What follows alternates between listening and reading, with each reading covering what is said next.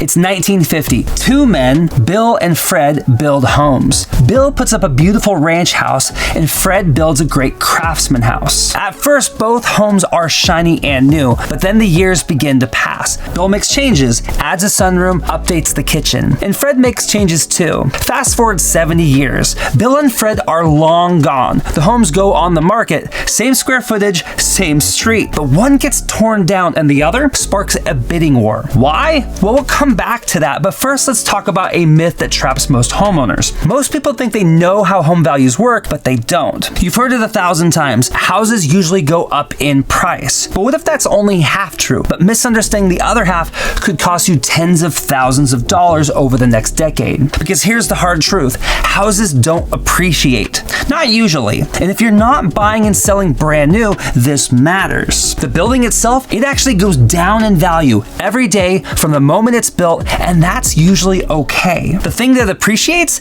isn't the house. What tends to go up is the land underneath it, the location, the dirt. That's what appreciates. So when people say real estate values generally go up, what they're really saying is this land and house together is more desirable than it used to be. But what happens when people confuse the structure with the soil? Well, most people treat their house like an investment, but here's what they miss. First, let's remove the house from the dirt. Think of it like buying a brand new car. The moment you drive it off the lot, it drops 20 to 30% in value. That's why Dave Ramsey says buy a 2-year-old car to avoid that steepest loss in value. But what about the houses? Well, they depreciate too, just more slowly. Even the IRS agrees. They assume that residential buildings lose value at about 3.7% per year.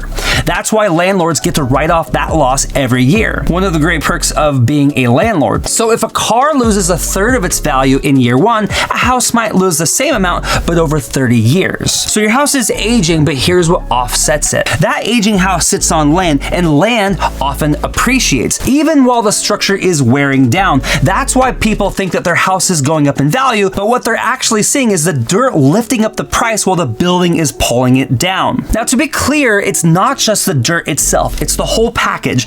Being part of a neighborhood that people want to live in, having utilities, schools, parks, etc. These things improve the land's value, something we'll get to in another video. Still confused? Let me show you what this looks like in motion. You've seen a moving sidewalk at the airport. Now imagine walking on the wrong side. If you stand still, you're drifting backwards. That's a house. The moment it's built, it starts aging. Roofs wear out, plumbing corrodes, tastes evolve. Every repair or upgrade, that's like walking forward, slowing the drift, maybe even outrunning it for a while. Do nothing? Well, you fall behind your neighbors, quietly, but continually. Now you can fight depreciation, but only if you're intentional. But that leads to a bigger question. If all homes are aging, what makes an older one worth saving? Joanna Gaines said something years ago that has lived rent-free in my head for years. She said, we found these beautiful homes and we restored them. In hindsight, it would have been cheaper to tear them down and rebuild. So why didn't they? Well, because sometimes cost isn't the point. Charm, soul,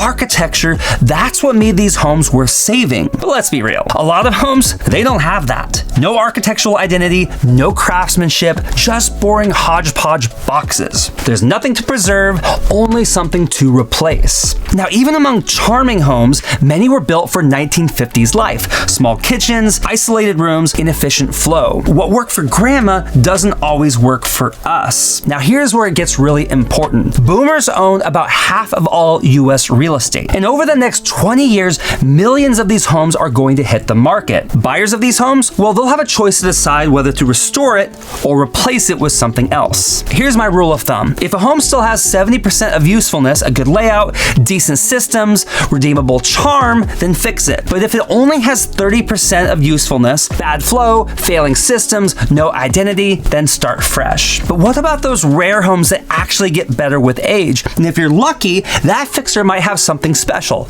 Charm. Some homes don't age the same, not because of upgrades or location, but because of emotional value. A well-kept craftsman, a beautifully restored mid-century modern, clean lines, original woodwork, thoughtful design. Those homes, they're like vintage Porsches, scarce, beautiful, desired. They depreciate on their own terms. But let's be real. Most homes, they're not vintage, they're Camrys. Reliable, useful, but not iconic. ironic. The real winners? Homes that are built to last and designed to be loved. So how do you know which homes matter? Well, to answer that, you need to understand the biggest shift happening right now. Back to the largest owner of U.S. real estate. The oldest boomer just turned 76. That's the U.S. life expectancy, which means over the next 20 years, we are about to see one of the largest real estate transfers in American history. Millions of homes will change hands. The people who will win? Well, they'll be the ones who tell the difference between a teardown and a treasure, and to know whether it's worth turning the page or starting a new book. Now, let me show you what that looks like in the real world. Remember Bill and Fred? Two houses,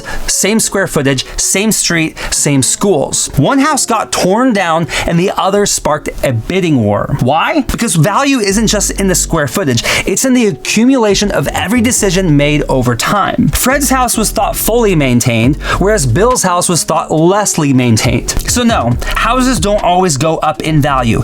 Good decisions do. Thoughtful design does. The homes that build wealth, they're the ones with a story worth continuing. Everything else, just riding backwards on a moving sidewalk. Subscribe for more tips.